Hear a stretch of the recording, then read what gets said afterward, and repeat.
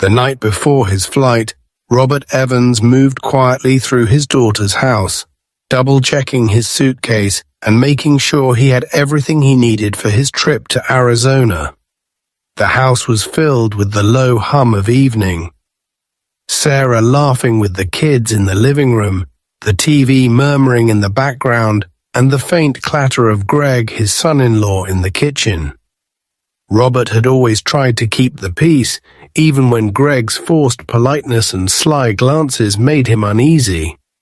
But tonight, something felt off. As Robert zipped up his suitcase, he caught Greg hovering in the doorway, a too casual smile on his face. "Need a hand, Bob?" Greg asked, stepping into the guest room. "Just making sure you're all set for your big trip." Robert forced a smile, watching as Greg moved closer, his hands fidgeting with the zipper. "I'm good, thanks," Robert replied, but Greg was already reaching for the side pocket, slipping something inside with a practiced motion. Robert's instincts flared. He waited until Greg left, then unzipped the pocket and found a small, unfamiliar pouch. Heavy, wrapped in black cloth, and sealed tight. His heart pounded as he turned it over in his hands, the weight of suspicion settling in his chest. Why would Greg put something in his bag without asking? Robert's mind raced with possibilities, each one darker than the last. He thought about the stories he'd seen on the news. Innocent people caught with contraband at airports, lives ruined by a single moment of trust misplaced. He opened the pouch just enough to see a flash of something metallic and a strange chemical smell.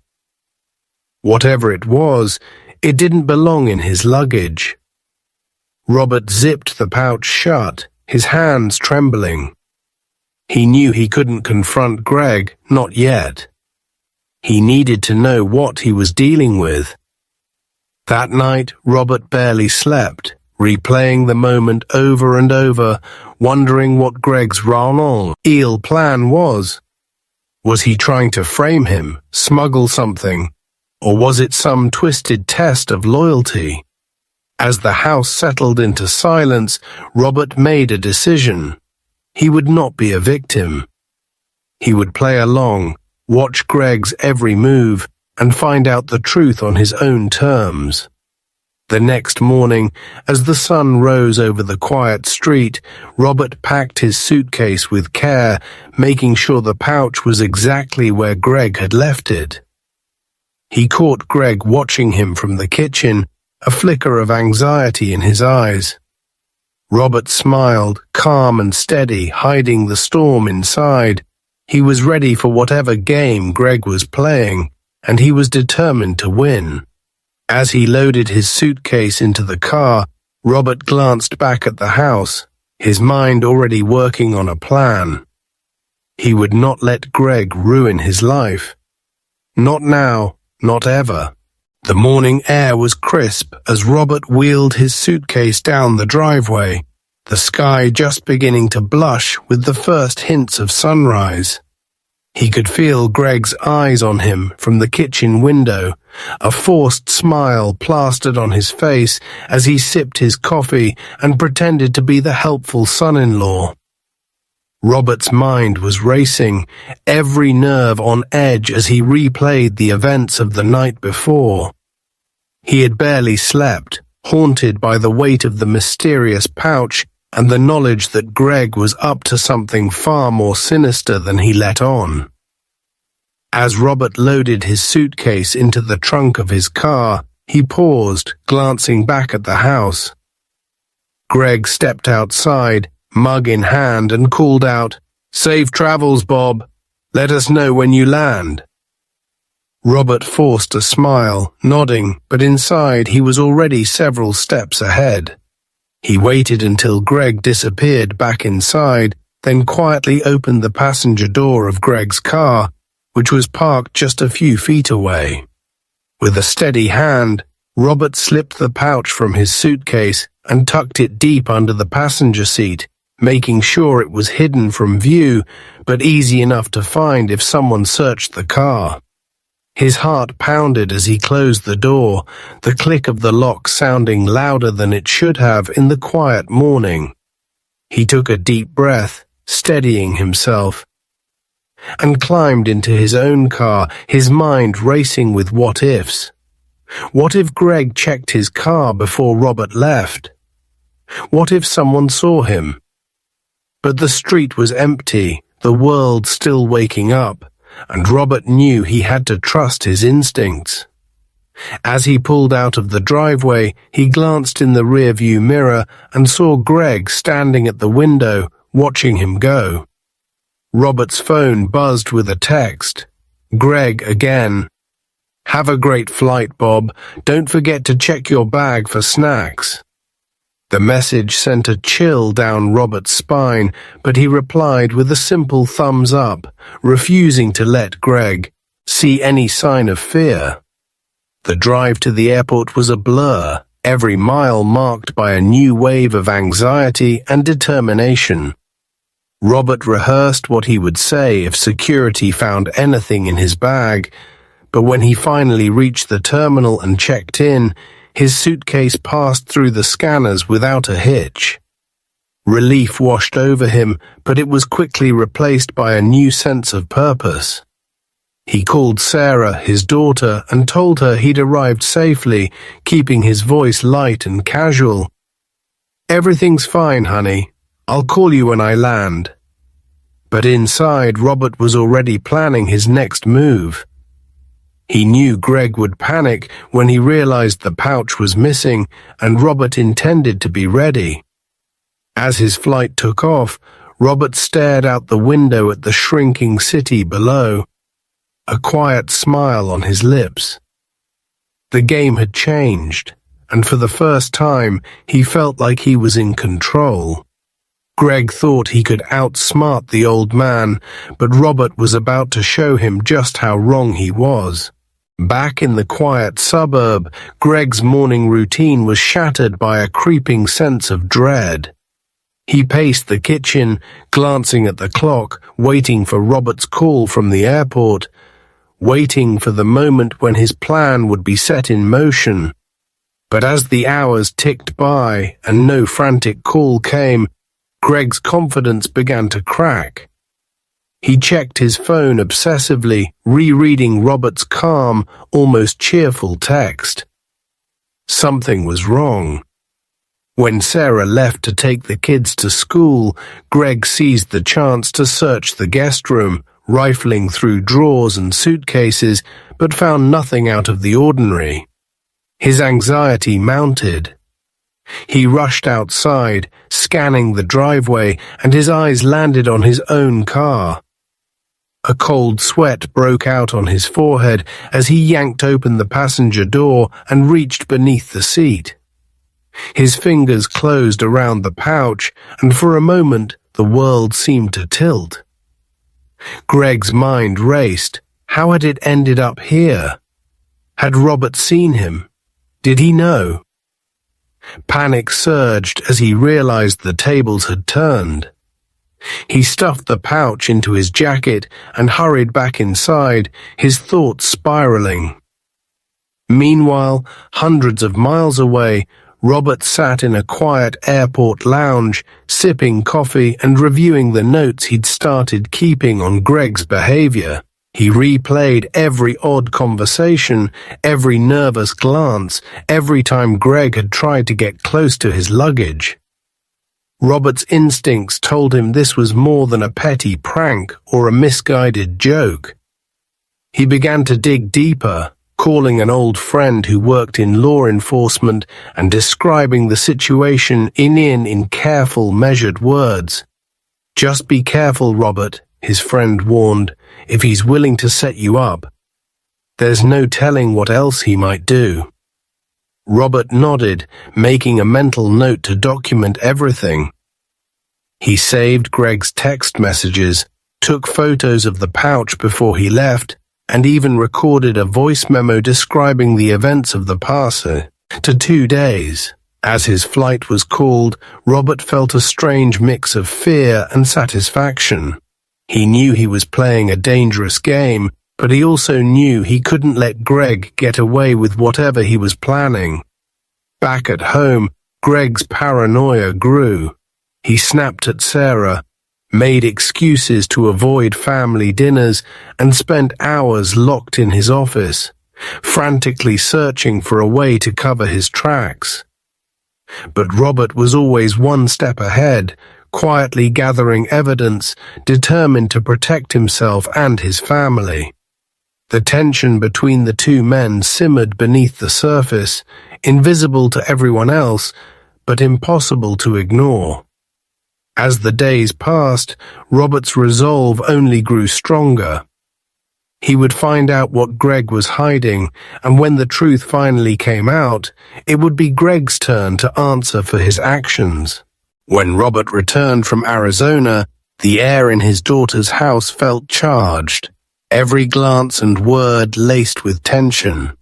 He greeted Sarah and the grandkids with warmth, masking the storm brewing beneath his calm exterior. Greg, however, was a different story. He hovered in the background, his eyes darting away whenever Robert looked his way, his usual bravado replaced by a nervous energy that everyone else seemed to miss. Robert waited until the house was quiet, the kids tucked in, and Sarah busy upstairs, before he found Greg alone in the kitchen, pretending to scroll through his phone. "We need to talk," Robert said, his voice low but steady. Greg looked up, feigning confusion, but Robert didn't give him a chance to play innocent. He placed his phone on the table, thumb hovering over the record button, and slid a photo of the pouch across the counter.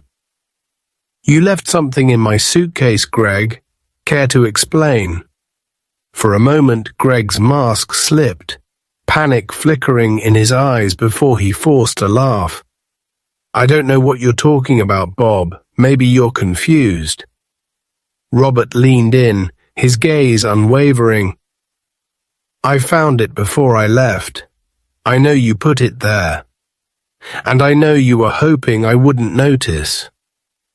Greg's face flushed, his hands tightening around his phone.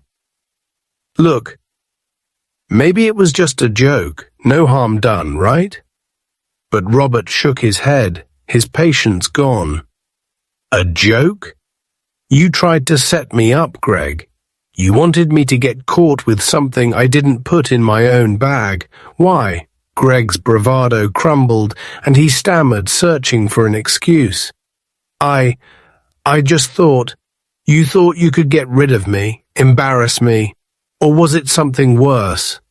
Robert pressed, his voice rising just enough to make Greg flinch. "I have photos, Greg. I have your texts. I even have a recording of you talking about making sure it's in the bag." Greg's shoulders slumped, the fight draining out of him. "Please, Bob, don't tell Sarah. I messed up. I was desperate. I needed money, and I thought if you got in trouble, maybe—" He trailed off, shame and fear warring on his face. Robert stared at him, a mix of anger and disappointment tightening his chest. "You tried to ruin my life to cover your own mistakes. You put my freedom, my reputation, and this family at risk." Greg's eyes filled with tears, but Robert didn't waver. "You're going to come clean, Greg. To Sarah, to the family, and to the police if that's what it takes." "If you don't, I will." The silence between them was heavy, broken only by the distant sound of the dishwasher and the ticking of the kitchen clock. Greg nodded, defeated, and Robert turned away, his heart pounding with a strange mix of relief and sorrow. He had won the first battle, but the war for his family's trust and his own peace was just beginning. The next evening, Robert asked Sarah to gather everyone in the living room after dinner, his voice gentle but carrying a weight that made her pause. The kids were sent upstairs, and soon the room was filled with a tense silence. Sarah sitting beside Greg, who looked pale and restless, his hands fidgeting in his lap. Robert stood by the fireplace, the soft glow of the lamp casting long shadows across his face. He took a deep breath, feeling the eyes of his family on him, and began.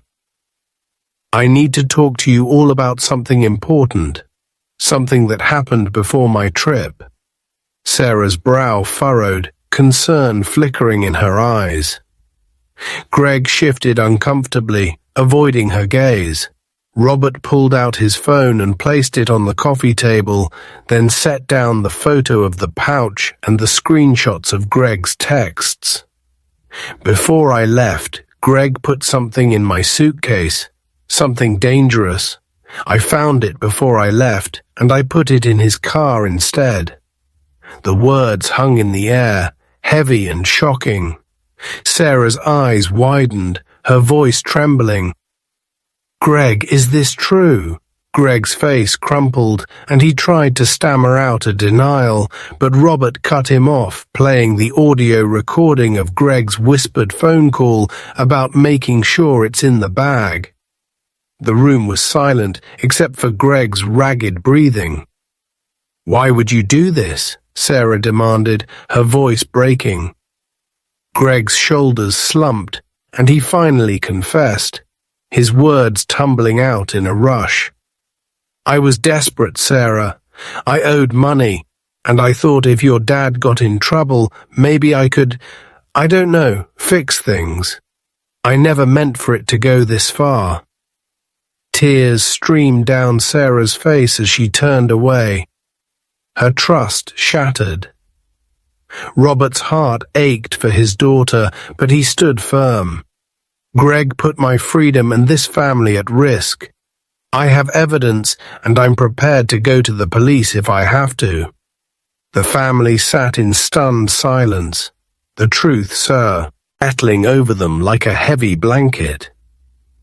Greg buried his face in his hands, sobbing, while Sarah stared at Robert, her eyes full of gratitude and pain. "Thank you for telling me, Dad. I'm so sorry you had to go through this." Robert nodded, his voice soft but resolute. "We can't heal if we keep secrets. It's time to face the truth, no matter how hard it is." As the night wore on, the family began to process the betrayal. Their bonds tested but not broken. Robert knew the road ahead would be difficult, but for the first time, he felt hope that they could rebuild, together and in the open. The morning after the family's painful reckoning, Robert woke with a heavy heart but a clear sense of purpose. He knew that simply exposing Greg's betrayal to the family wasn't enough. There had to be real consequences, not just for his own peace of mind, but to protect Sarah and the grandchildren from any future harm. After breakfast, Robert quietly gathered the pouch, the photos, and the audio recordings, placing them in a folder along with a detailed written account of everything that had happened. He called a trusted attorney, Mr. Lawson, and explained the situation in careful, measured words. "I don't want revenge," Robert said, his voice steady, "but I can't let this go. He tried to frame me for something I didn't do. He put my freedom and my family's safety at risk." Mr. Lawson listened intently, then advised Robert to bring everything to the police. "You have more than enough evidence. Let the law handle it from here." That afternoon, Robert sat in a small, windowless room at the local police station, his hands folded tightly in his lap as he recounted the story to Detective Harris. The detective's face grew more serious with every detail, and when Robert handed over the pouch, Harris's eyes narrowed. "You did the right thing coming to us, Mr. Evans. This is serious." The next few days were a blur of statements, paperwork, and tense phone calls. Greg was brought in for questioning, and under the weight of the evidence, his bravado quickly crumbled. He confessed to everything: his debts, his plan to frame Robert, and his desperate hope that no one would ever find out. The police charged Greg with attempted framing, possession of illegal items, and endangering a family member. The news sent shockwaves through the community, and Sarah was left to pick up the pieces. Her trust in her husband shattered, but her gratitude to her father deeper than ever. Robert felt a strange mix of relief and sorrow as he watched the legal process unfold. He hadn't wanted to destroy Greg, but he knew that some lines, once crossed, could never be ignored. The courtroom drama that followed was intense, with every detail of Greg's deception laid bare for all to see. Through it all, Robert remained calm and dignified, answering questions with quiet strength and refusing to let anger or bitterness take root.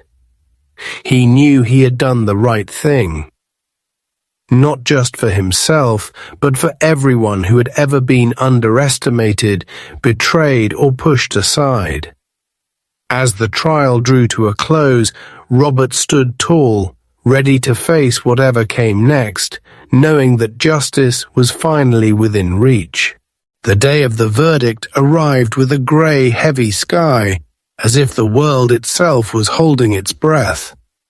Robert sat in the front row of the packed courtroom, his hands folded tightly in his lap. Sarah beside him, her face pale but resolute. The gallery was filled with neighbors, friends, and even a few reporters, all drawn by the shocking story of a son-in-law's betrayal and a father-in-law's quiet courage. Greg sat at the defendant's table, his suit rumpled, eyes downcast, the weight of his choices etched deep into his features. The judge entered, her gavel echoing through the silent room. She reviewed the evidence, Robert's meticulous notes, the damning audio recording, the pouch itself, and Greg's own confession. The prosecution laid out the case with calm precision, while Greg's lawyer could offer little more than pleas for leniency, citing desperation and poor judgment. When it was Robert's turn to speak, he stood with dignity, his voice steady as he described the fear, the betrayal, and the pain of nearly being framed by someone he had welcomed into his family. "I don't want revenge," Robert said, his eyes meeting the judge's, "but I do want justice. Not just for me, but for my daughter and my grandchildren. We all deserve to feel safe in our own home." The judge nodded, her expression grave. She turned to Greg, her words measured and clear. "You not only broke the law, Mr. Parker, but you broke the trust of your family. Actions have consequences." The room was silent as she delivered her verdict, guilty on all counts. Greg was sentenced to probation, community service, and mandatory counseling, with a stern warning that any further missteps would result in jail time. The relief in the courtroom was palpable, but so was the sorrow. Sarah wept quietly, torn between heartbreak and gratitude, while Robert felt a bittersweet sense of closure. He had protected his family, but at a cost no one could have imagined. As the judge adjourned the court, Robert hugged Sarah, whispering, "We'll get through this, one day at a time." The family left the courthouse together, the world outside brighter than it had seemed in weeks. The ordeal had changed them all, but Robert knew that healing was possible. He had faced the worst kind of betrayal and emerged not just unbroken, but stronger, wiser, and more determined to cherish the people who truly mattered. The verdict was not just a legal victory. It was a turning point, a chance to rebuild on a foundation of truth and hard-won trust. The days after the verdict felt strangely quiet, as if the world was pausing to let Robert and his family catch their breath. The house, once filled with tension and suspicion, now echoed with a different kind of silence, a fragile peace, punctuated by the soft sounds of Sarah moving through her routines and the laughter of the grandchildren as they played in the backyard. Greg's absence was a wound, but it was also a relief. The constant anxiety that had shadowed every meal and conversation was gone. Sarah, though heartbroken, found comfort in her father's steady presence. She leaned on Robert in ways she hadn't since she was a child, confiding her fears and regrets late into the night. "I should have seen it, Dad," she whispered one evening, her voice thick with tears. "I should have protected you." Robert squeezed her hand, his own eyes shining. "You did, sweetheart. We protected each other. That's what family is for." The community, too, rallied around them. Neighbors brought casseroles and kind words, and friends stopped by to check in, their support a balm to the family's battered spirit. Robert found himself opening up about what had happened, not out of bitterness, but as a warning and a comfort to others who might one day face the same kind of betrayal. He joined a local support group for families affected by financial abuse, sharing his story and listening to others who had walked similar paths. The act of helping others brought him a sense of purpose he hadn't felt in years. At home, Robert and Sarah worked together to rebuild a sense of normalcy. They changed the locks, updated security, and made small improvements to the house, each project a step toward reclaiming their peace. The grandchildren, blissfully unaware of the adult drama, became a source of joy and hope. Their laughter a reminder that life could still be sweet. Robert spent more time in the garden, tending to the flowers and vegetables, finding solace in the simple act of nurturing something new. The pain of Greg's betrayal lingered, but it softened with time, replaced by a deeper understanding of forgiveness, not as an excuse, but as a way to let go and move forward.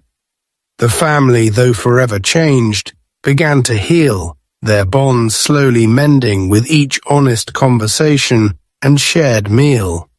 Robert knew the scars would never fully fade, but he also knew that life, like his garden, could bloom again after even the harshest winter. And as he watched the sun set over his quiet street, Robert felt a quiet hope for the future. A hope built not on blind trust, but on hard-won wisdom and the unbreakable dignity of a man who had faced the worst and chosen to rise. As spring turned to summer, Robert found himself stepping into a new chapter of life, one defined not by the pain of betrayal, but by the quiet strength that had carried him through it. The support group meetings became a regular part of his week, and he quickly became a trusted voice among the members. His calm wisdom and gentle humor helping others find their footing after their own storms. He started volunteering at the local community center, leading workshops on family trust, financial safety, and the subtle warning signs of manipulation. Each session was filled with people who, like him, had once believed that such things could never happen in their own families. Robert's story resonated not because it was unique, but because it was heartbreakingly common. He listened to others with empathy, offering advice when asked, but more often simply providing a safe space for people to share their pain. The act of helping others brought him a sense of purpose he hadn't felt in years. At home, the changes were just as profound. Sarah, now more open and vulnerable than ever, leaned on her father for guidance as she navigated life as a single parent. Their relationship deepened, built on honesty and mutual respect, and the grandchildren flourished in the warmth of a home free from secrets and fear.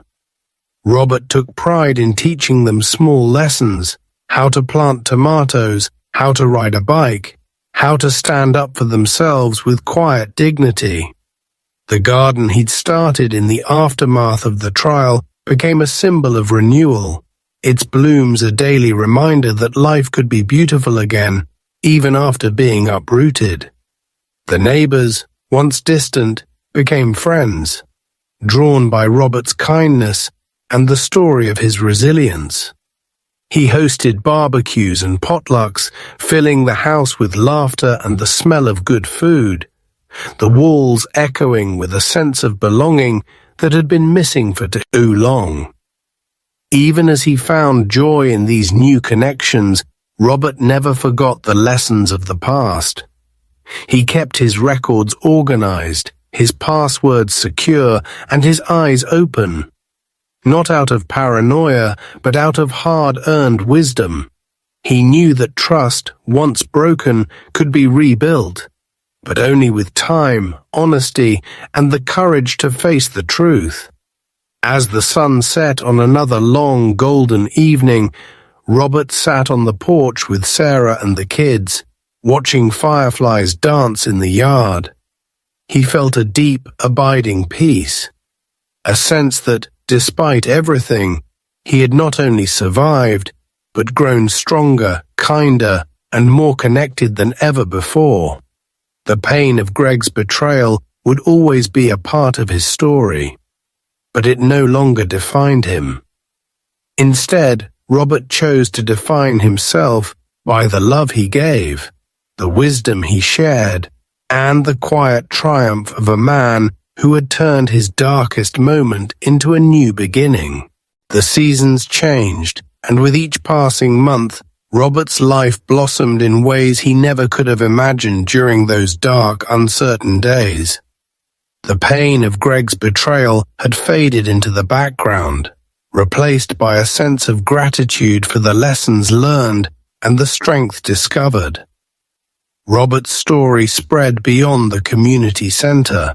He was invited to speak at local churches, senior groups, and even a regional conference on elder safety, his calm voice and honest account touching hearts and opening eyes. He never spoke with bitterness. Instead, he focused on hope, on the power of resilience, and on the importance of standing up for oneself with dignity. Sarah, now thriving as a single mother, often joined him at these events, sharing her own perspective and reminding others that healing was possible, even after the deepest wounds. Their bond, once strained by secrets and suspicion, had become unbreakable, a partnership built on trust and mutual respect. The grandchildren grew up surrounded by love and laughter, their lives shaped by the quiet example of a grandfather who had faced the worst and chosen to rise above it. Robert's garden became a gathering place for friends and neighbors, a living symbol of renewal and hope. He found joy in the simple things, teaching his grandkids to fish at the local pond, sharing stories over backyard dinners, and watching the sun set from his porch. The sky painted in colors that promised a new day. The community, once divided by whispers and doubt, now looked to Robert as a source of wisdom and comfort. He was no longer just the man who had survived a family scandal. He was the man who had turned pain into purpose, who had shown that true victory was not about revenge, but about forgiveness, growth, and the courage to keep moving forward. On the anniversary of the trial, Robert hosted a celebration in his backyard, inviting Eva, Yun, who had supported him through the ordeal. As laughter and music filled the air, He stood before his friends and family, his heart full. "We can't always control what happens to us," he said, his voice steady and warm. "But we can choose how we respond. We can choose to love, to forgive, and to build something beautiful from the ashes." The applause was gentle but heartfelt, and as Robert looked around at the faces illuminated by the soft glow of string lights, he felt a peace he hadn't known in years. He had faced betrayal and come out the other side, not just unbroken, but stronger, wiser, and more connected than ever. The story ended not with anger, but with hope, a testament to the quiet triumph of a man who refused to let darkness define his life, and who found in the end that the greatest revenge is living well, loving deeply, and never giving up on the possibility of a new beginning.